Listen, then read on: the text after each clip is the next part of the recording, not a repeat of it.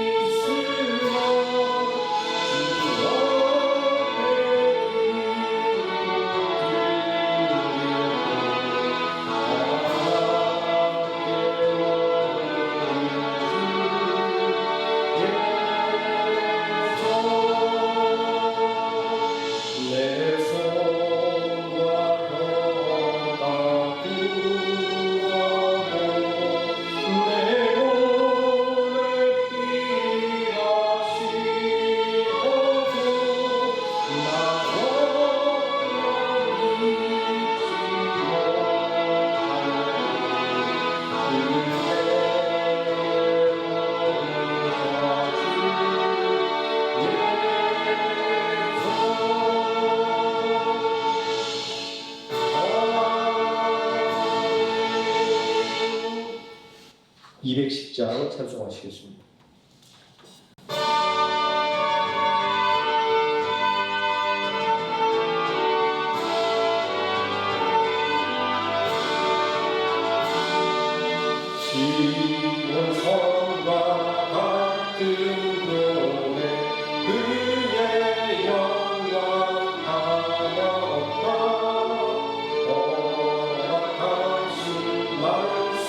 말씀대로 주와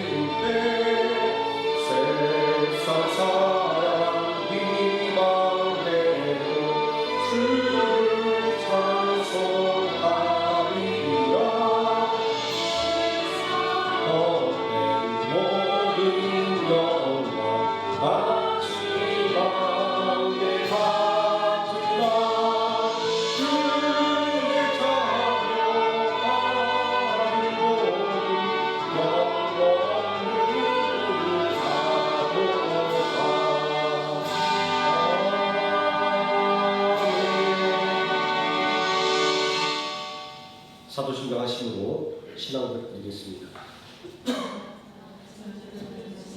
하나님 아버지를 내가 믿사오며 그 외아들 우리 주 예수 그리스도를 믿사오니 이는 성령을 잉태하사 동정녀 마리아에게 나시고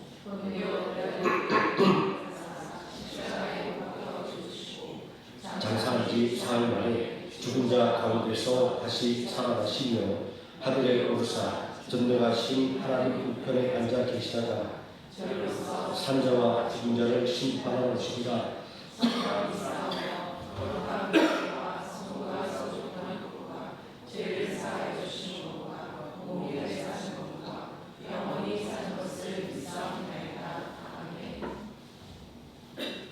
찬송가 83장 찬송하시겠습니다.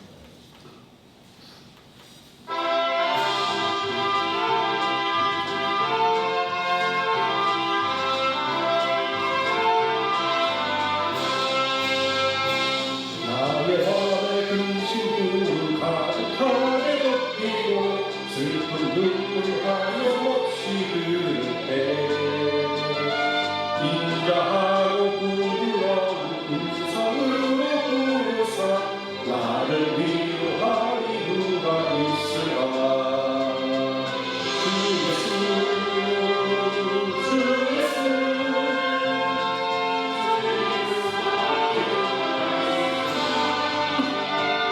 기뻐하신 내 친구 되시는 구주 예수밖에 다시 없구나.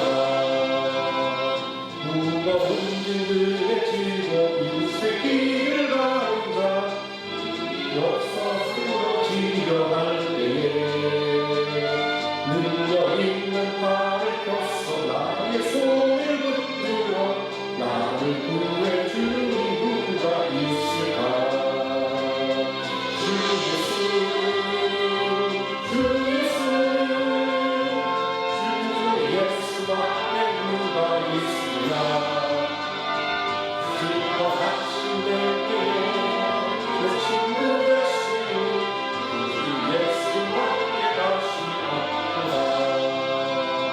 지금 죄를 돌아보니 그것도 괴로워 자라게나 한숨 없을 때 주가 죄의 용납하사 품에 안아주시고 깨끗하게 하시리가 누굴까. 주 예수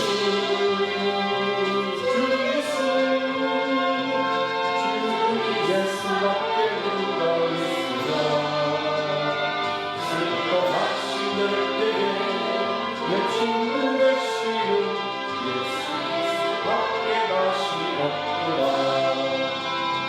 요단강을 건너가서 시온성을 향할 때 나와 항상 동행하리 누굴까. 두려움에 거는 구름 모두 헤쳐버리고 나의 갈 길 인도하리 누굴까. 주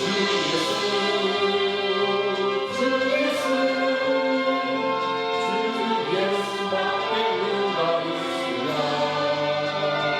슬퍼하신 때에 내 친구 되시는 구주 예수밖에 다시 없구나.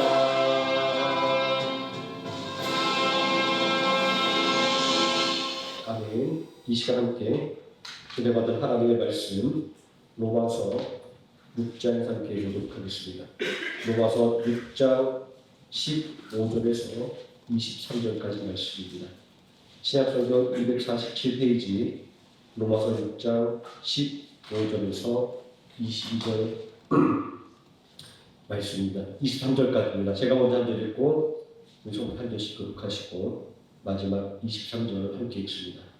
그런즉 어찌하리요 우리가 법 아래 있지 아니하고 은혜 안에 있으니 죄를 지으리요 그럴 수 없느니라.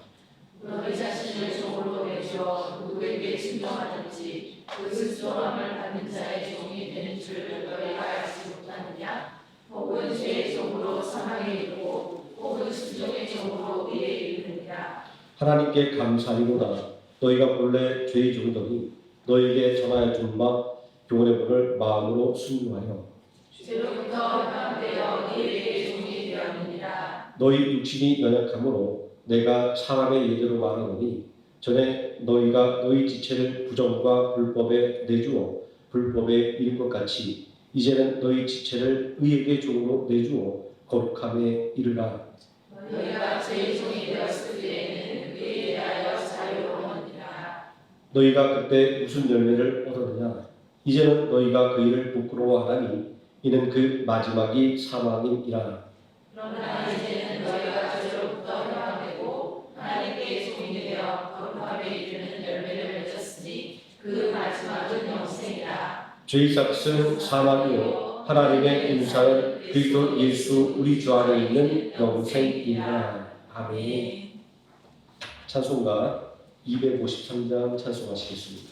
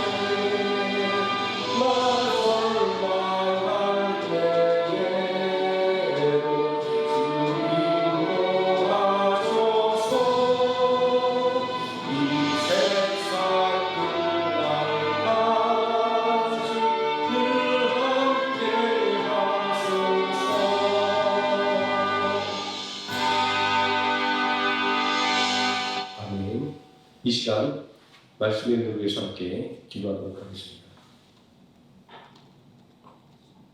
사랑과 은혜가 풍성하신 아버지 하나님, 언제나 우리를 하나님의 뜻과 사랑 안에 살기를 원하셔서 언제나 우리의 이름을 불러 주의 몸된 귀로 불러주시고 언제나 하나님을 찬양하며 예배하도록 이끌어주시면 감사를 드립니다.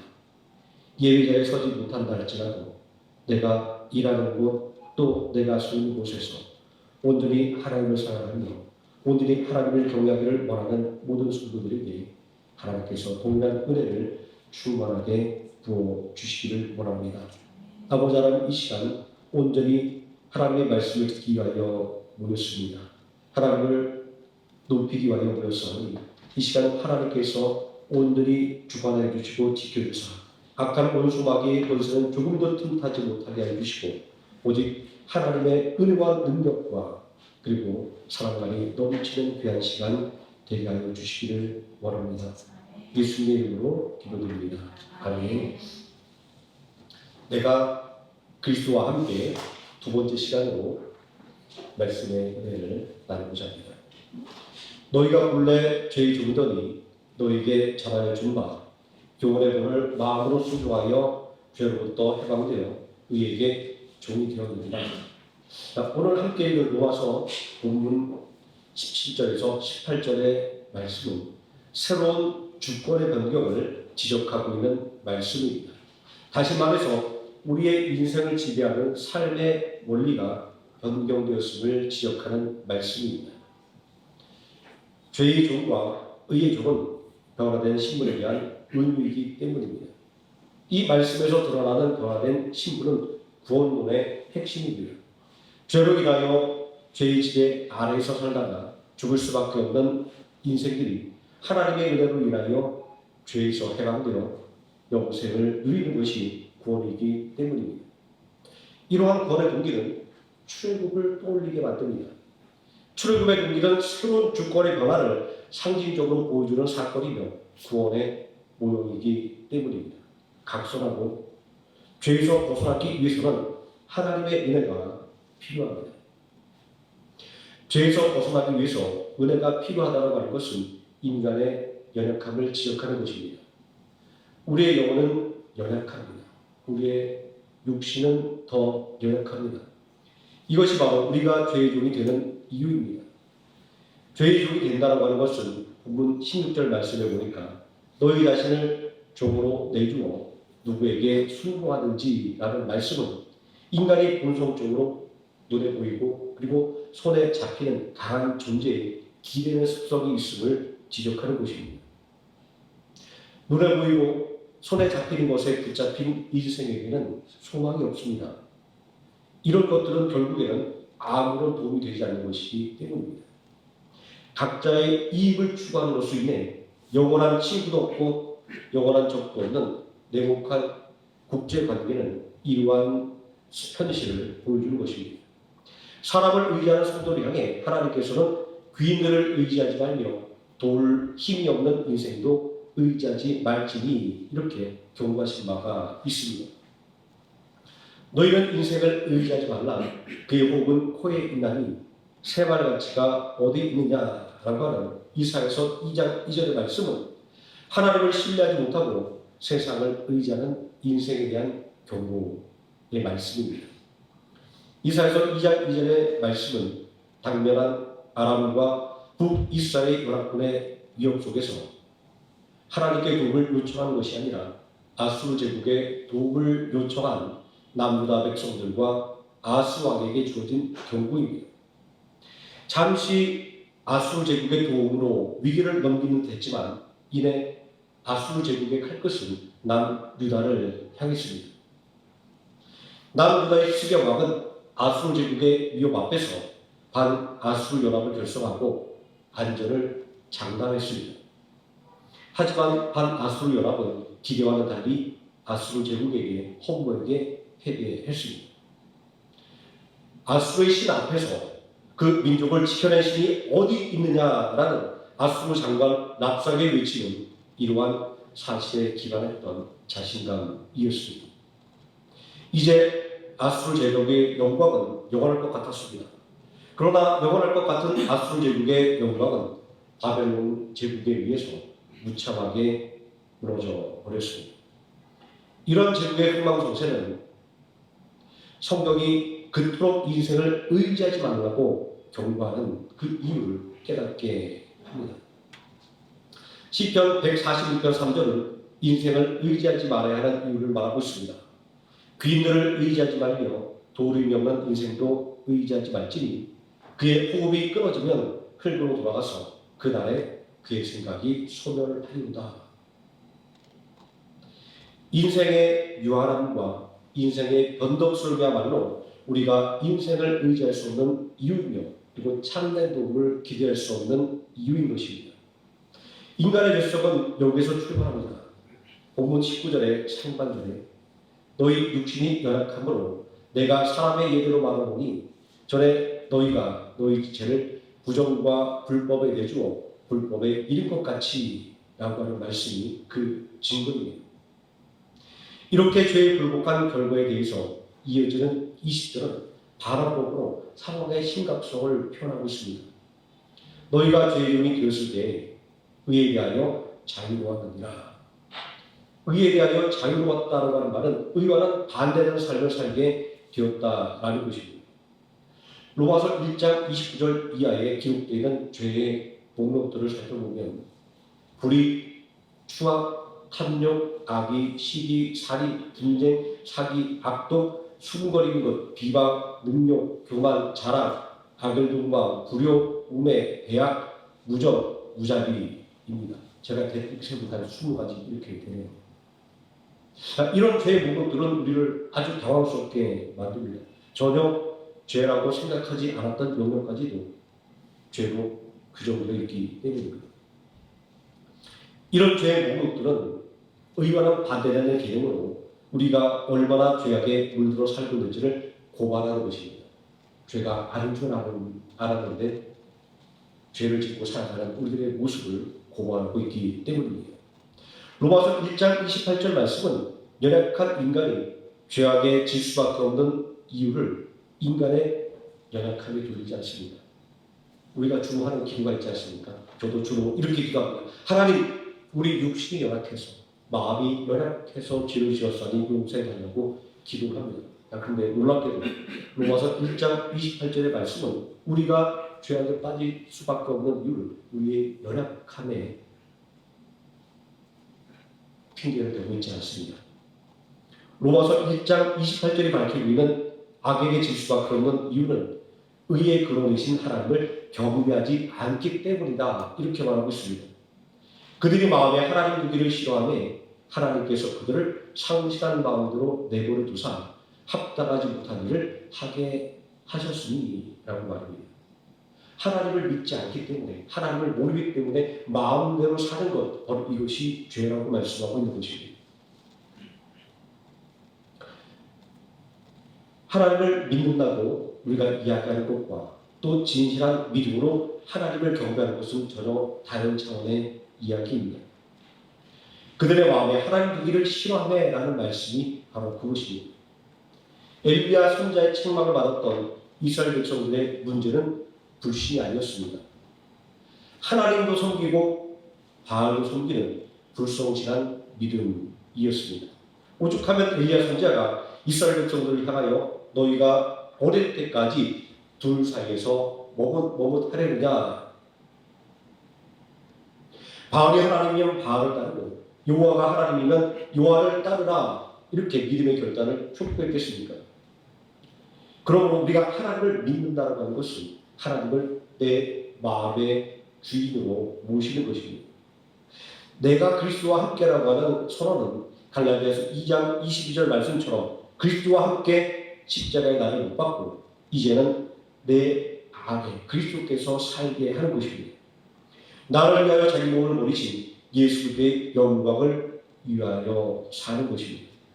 만약 우리들의 마음속에 하나님을 경외하는 마음이 없다고 한다면 우리는 예수 그리스도와 함께하지 않는 것입니다. 육체의 연약함을 핑계로 죄에게 굴복하는 삶을 살고 있는 것입니다. 이런 생각을 하면서 위대한 유산이라고 하는 동화가 생각났습니다. 어느 마을에 부자 청년이 살고 있었습니다. 이 부자 청년의 마음을 사로잡은 아가씨의 집은 그 마을에서 가장 가난한 집이었습니다. 부자 청년의 고백을 받은 아가씨는 처음에 청년의 이 고백을 거절했습니다. 비교할 수 없는 경배력의 차이는 행복의 걸림돌이 될 것이라고 생각했기 때문입니다. 그러나 부자 청년은 가난한 아가씨를 보며 자신의 진심이 전해지기를 기다렸습니다. 청년의 진심을 알게 된 아가씨는 그의 청혼을 받아들여서 행복한 가정을 꾸리게 되었습니다. 얼마 지나지 않아 예쁜 딸이 태어났습니다. 그러나 행복도 잠시 잠깐일 뿐 사랑하는 아내가 병으로 죽고 말았습니다. 그리고 얼마 되지 않아 이 청년 자신도 불치병에 걸린 것을 알게 되었습니다.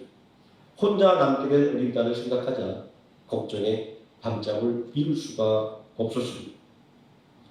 동화 이야기지만 인생은 참 인색하고 모질다라는 생각이 들게 합니다.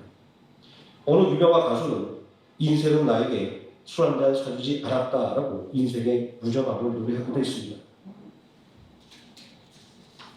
왜냐하면 인생은 우리가 어렵게 일궈낸 행복을 가차없이 깨뜨려 버리기도 하기 때문입니다. 살 날이 얼마 남지 않은 아빠는 오랫동안 고민하다가 나름의 해결 방법을 생각해냈습니다. 마을 사람들을 위해서 아낌없이 베풀면 자기가 죽고 없을 때 마을 사람들이 자기 딸을 돌봐줄 것이라고 생각했습니다. 그때부터 그런 마을에 필요한 시설들을 새로 만들기 시작했습니다. 학교, 병원, 재분소, 길을 새로 닦는 등 여러 가지 일을 했습니다. 마을의 어려운 사람들을 도와주었습니다. 마침내 그가 임종을 맞이하게 되었을 때 그의 어린 딸에게 남은 것은 아무것도 없었습니다. 장례식 날 마을 사람들은 홀로 남겨진 어린 딸을 보았습니다. 그때 한 여인이 이렇게 말하는 것이었습니다. 이 아이의 아버지는 우리 마을을 위해 수많은 필요한 시설들을 지어주었고 가난한 사람들을 도왔습니다. 나도 이 아이의 아버지의 도움을 받았습니다. 저는 오늘부터 이 아이를 내 자식처럼 돌보겠습니다. 그 말을 들은 마을 사람들이 너도 나도 많은 도움을 받았으니 오늘부터 이 아이를 내 자식처럼 돌보겠다고 말하기 시작했습니다. 아이의 아버지는 딸에게 아무 재산도 남겨주지 못했지만 돈으로 살 수 없는 가족을 남겨준 것입니다. 저는 이 아름다운 한 편의 동화에 딴지를 걸겠습니다. 이렇게 아름다운 이야기는 현실에서는 찾아보기가 불가능에 가까운 이야기이기 때문입니다. 중학생 남매를 남겨놓고 엄마 아빠가 몇 년 간격으로 병으로 세상을 떠났습니다. 그리고 아빠는 재개발 예정지의 작은 아파트를 두 채나 아이들 앞으로 남겨놓았습니다.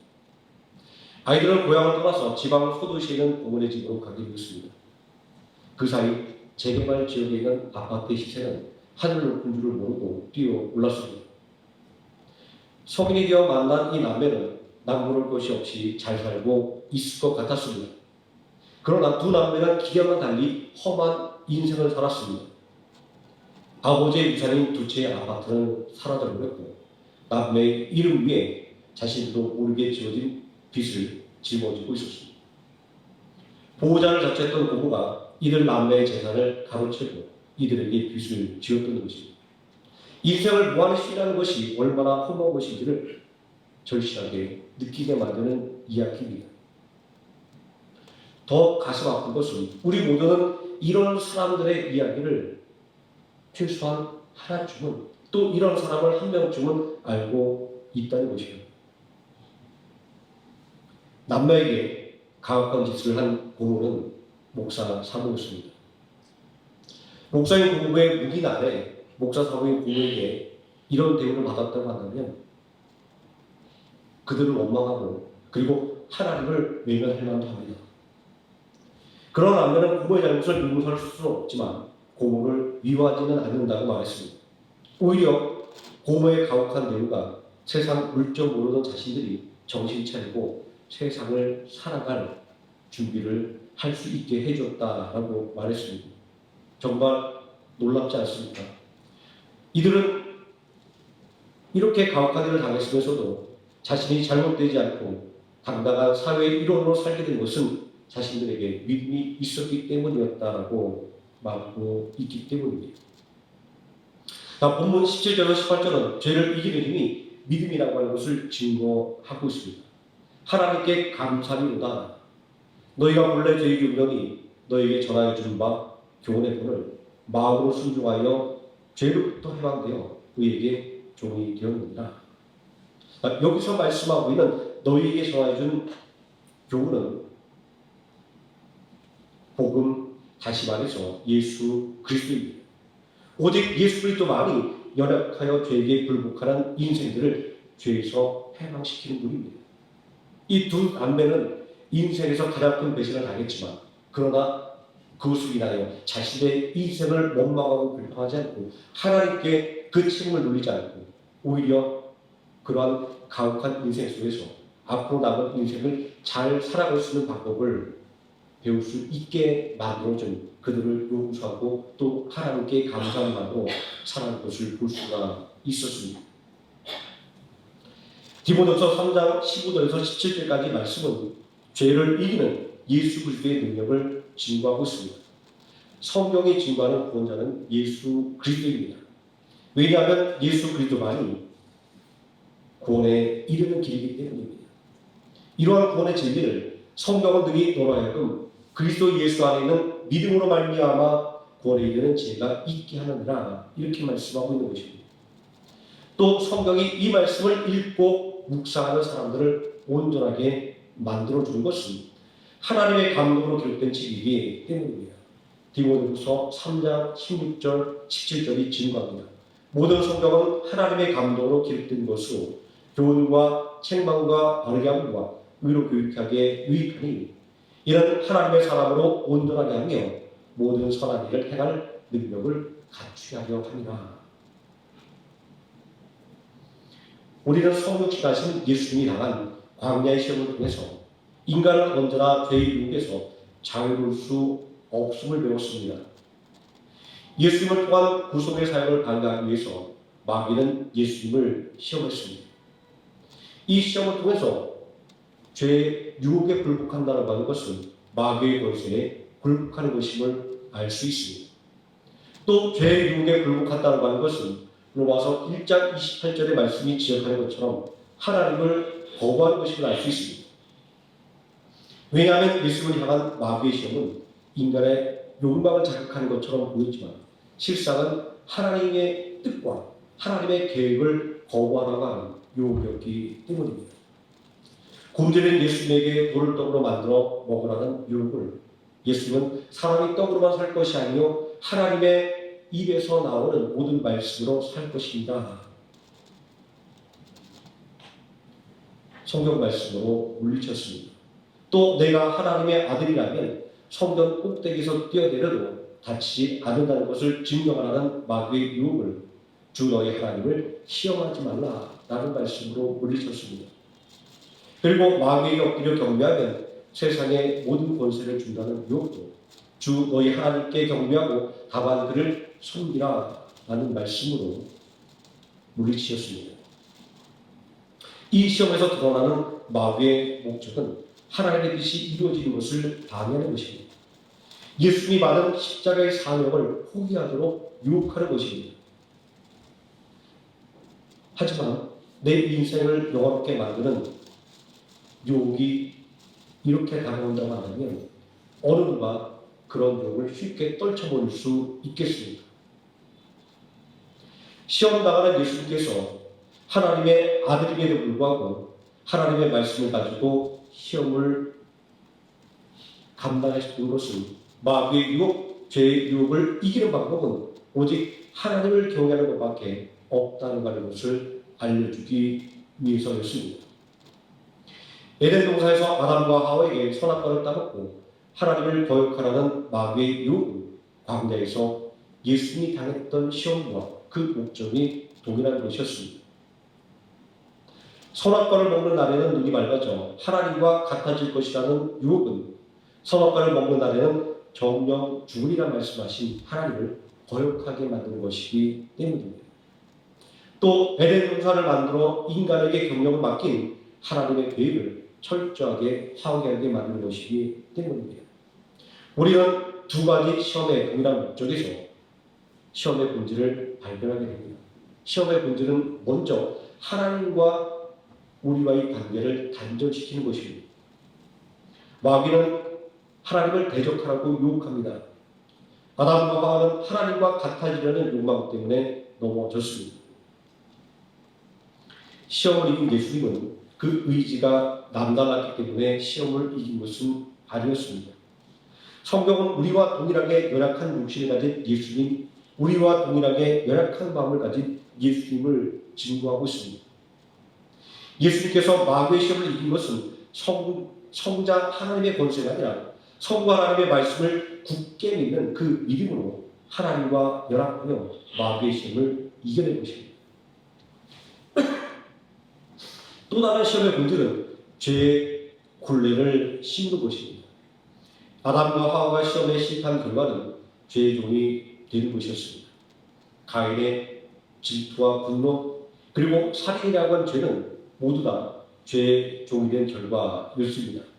창세기 4장 7절에 내가 선을 행하면 어찌 낯을 들지 못하겠느냐 선을 행하지 아니하면 죄가 문 앞에 엎드려 있느니라 죄가 너를 원하니 너는 죄를 다스릴지니라. 이 말씀에 드러난 죄의 막강한 영향력을 생각하면 만약에 예수님께서 마귀의 시험을 이겨내지 못했다고 한다면 그 결과는 정말 상상하기도 끔찍한 것입니다. 이 말씀에서 말하는 선은 하나님을 향한 믿음입니다. 히브리서 11장 4절 말씀은 믿음으로 아벨은 가인보다 더 나은 제사를 하나님께 드림으로 의로운 자라 하시는 증거를 얻었느니라 이렇게 증거하고 있습니다. 가인의 죄를 촉발시킨 질투는 바로 이러한 믿음의 부재로 인해서 생겨났던 것입니다. 하지만 예수는 하나님의 말씀을 믿는 믿음으로 마귀의 시험을 이기고 승리하셔서 죄의 굴레를 벗겨주셨습니다. 마귀의 시험을 이기신 예수님은 하나님의 뜻대로 대속의 십자가를 짊어지고 죽임을 당하심으로 말미암아 십자가의 대속을 믿는 모든 사람들에게 구원의 길을 활짝 열어주셨습니다. 히브리서 10장 19절은 그러므로 형제들아 우리가 예수의 피를 힘입어 성소에 들어갈 담력을 얻었나니 예수님께서 지신 십자가가 구원의 기름을 증거하고 있습니다. 예수 그리스도로 말미암아 구원의 은혜를 받아 새롭게 된 인생 이것이 새로운 주권의 변명인 것입니다. 성도는 예수 그리스도의 십자가로 말미암아 죄의 권세에서 해방되어 의를 새로운 주인으로 섬기게 되었습니다. 18절 말씀에 죄로부터 해방되어 의에게 종이 되었느니라. 또 19절 말씀 하반절에 이제는 너희 지체를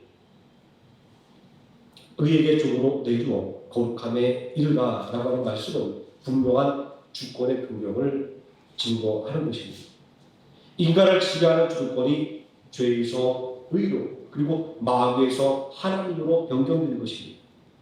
이러한 주권의 변경은 출애굽의 사건을 떠올리게 만듭니다. 출애굽은 죄의 종이라는 신분에서 의의 종이라는 신분을 갖게 되는 구원이라고 하는 변화의 영원한 은유이기 때문입니다. 출애굽은 죄가 어떠한 속성을 갖고 있는지를 드라마틱하게 보여줍니다. 요셉이 애굽의 총리가 되어 7년간의 훈련에서 애굽을 구해냈을 때 야곱의 가족들은 애굽 땅에 보금자리를 꾸릴 수 있었습니다. 애굽의 환대 속에서 야곱의 가족은 이스라엘이라고 하는 민족으로 성장해 나갔습니다. 출애굽기 1장 7절 말씀은 이스라엘 자손은 생육하고 불어나서 번성하고 매우 강하여 온 땅에 가득하게 되었더라. 이렇게 증거하고 있습니다. 놀라운 하나님의 은혜가 아닐 수 없습니다. 그러나 하나님의 은혜는 동시에 마귀의 질투를 불러오는 것입니다. 요셉을 알지 못하는 세 왕이 일어나 애굽을 다스릴 때 생육하고 번성하고 매우 강하여 온 땅에 가득하게 된 이스라엘 백성들은 두려움의 대상이 되었기 때문입니다. 이스라엘 백성들이 고통을 받기 시작한 것은 하나님의 은혜로 충만해진 절정의 순간이었습니다. 이처럼 마귀는 언제나 울부짖는 사자처럼 두루 다니며 삼킬 자를 찾습니다. 근신하고 깨어있지 못한다고 한다면 마귀에게 삼켜질 수밖에 없습니다. 죄라고 하는 것은 성도가 천국 가는 그날까지 성도 곁에 머물면서 호시탐탐 기회를 노리고 있는 것입니다. 성도가 받은 구원의 은혜를 빼앗을 기회를 엿보기 위해서 말입니다. 이스라엘 백성들의 애굽에서의 삶은 도울 길 없는 인생을 의지하지 말라는 말씀에 참된 의미를 보여줍니다. 요셉이 세운 도구로 인해서 영원히 누릴 것 같았던 애굽에서의 풍요와 평화는 한순간에 사라지고 마는 아침 안개와 같은 것이었기 때문입니다.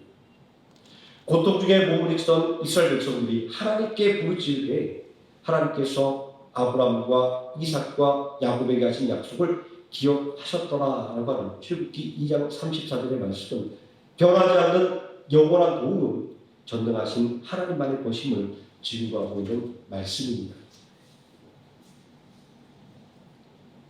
이스라엘 백성들이 애굽의 종이었을 때 그들 앞에 놓여 있는 것은 사망의 그늘이었습니다. 반복되는 노동과 사랑하는 아들까지도 나일강에 내다버려야 하는 내일이 없는 인생이었기 때문입니다. 이러한 애굽의 삶은 죄의 무서움을 보여줍니다. 본문 15절이 증거하는 것처럼 죄의 권세 아래서 살면 불법을 저질 수밖에 없기 때문입니다. 애굽의 종이었던 이스라엘 백성들에게 자유가 없었던 것처럼 죄의 종도 자유가 없기 때문입니다. 하나님을 알지 못하는 삶, 그래서 하나님이 없는 삶을 사는 인생이 불행한 것은 죄의 종된 삶을 사는 것이기 때문입니다. 이 죄의 굴레는 너무나도 무겁고 질겨서 우리 스스로의 힘으로는 벗어버릴 수가 없습니다. 애굽에서 종살이하던 이스라엘 백성들이 도무지 애굽의 합정을 어찌할 수 없었던 것처럼 말입니다. 구원은 내 힘으로 얻을 수 있는 것이 아닙니다.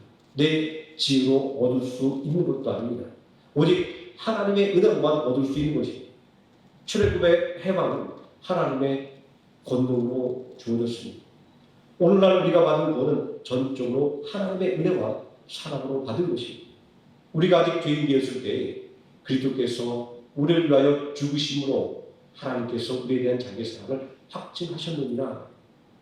로마서 5장 8절의 말씀은 이러한 하나님의 은혜와 사랑을 증거하고 있습니다. 하나님을 모르던 우리가 이제 은혜 가운데 살아가게 된 것은 나를 위해 자기 몸을 버리신 예수 그리스도께서 계시기 때문입니다. 어제나 오늘이나 영원토록 동일하신 예수 그리스도 말입니다. 이제 우리의 살 길은 명백합니다. 예수 그리스도와 함께 사는 것입니다.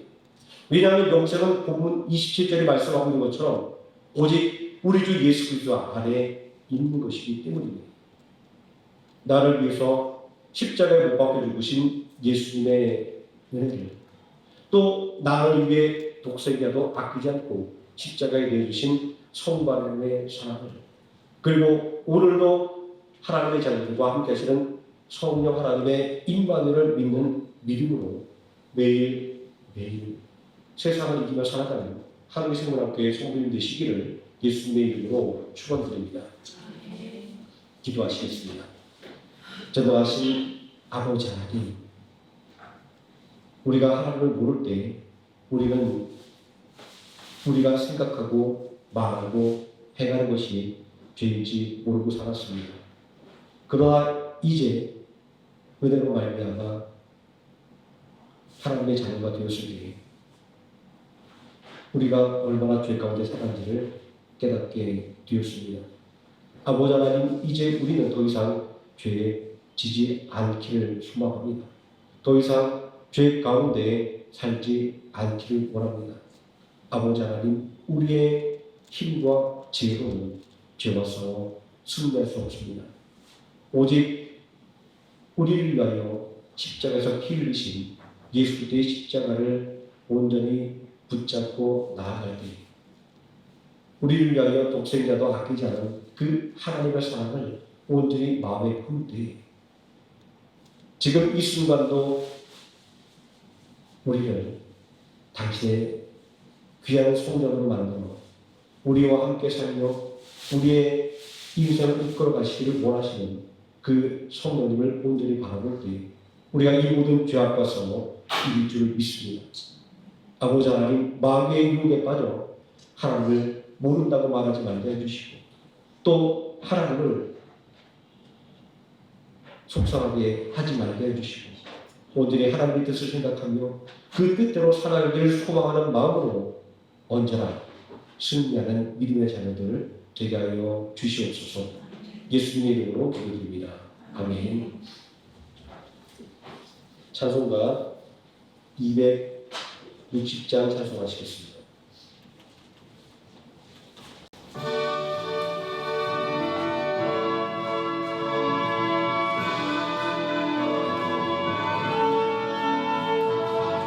우리를 죄에서 구하시려 주 예수 십자가 지셨으니 기쁘게 부르세 할렐루야 나 구원 얻었네 찬송하세 찬송하세 주님 나를 구하셨네 찬송하세 찬송하세 주가 구원하시네 우리를 주께서 구했으니 이전에 행하던 악한 일과 주하고 더러운 모든 죄를 온전히 버렸네 찬송하세 찬송하세 주님 나를 구하셨네 찬송하세 찬송하세 주가 구원하셨네 나 지금 죄에서 사함나라 거룩한 백성이 되었으니 이웃신 장막을 벗을 때도 겁날 것 없겠네 찬송하세 찬송하세 주님 나를 구하셨네 찬송하세 찬송하세 주가 구원하셨네 우리가 이 세상 떠날 때에 예수의 손목을 굳게 잡고 영원히 즐거운 천국에서 주 함께 살겠네 찬송하세 찬송하세 주님 나를 구하셨네 찬송하세 찬송하세 주가 구원하셨네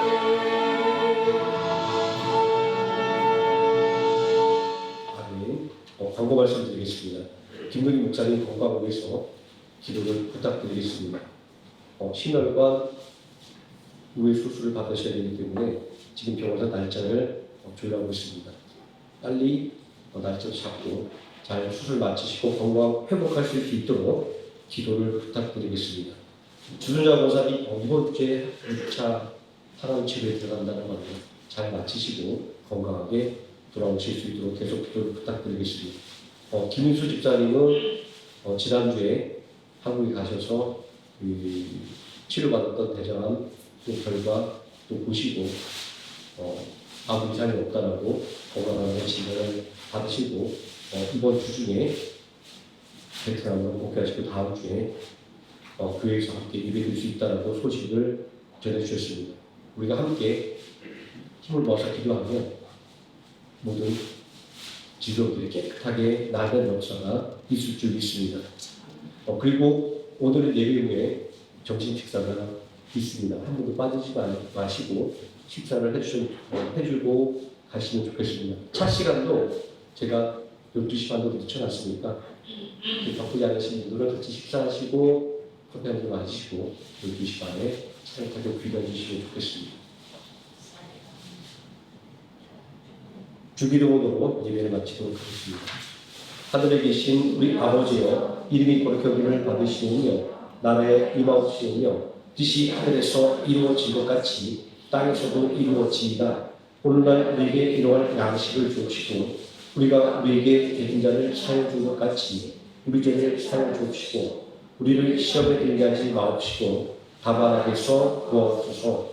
대개 나라와 권세와 영광이 아버지께 영원히 있사옵나이다. 아멘.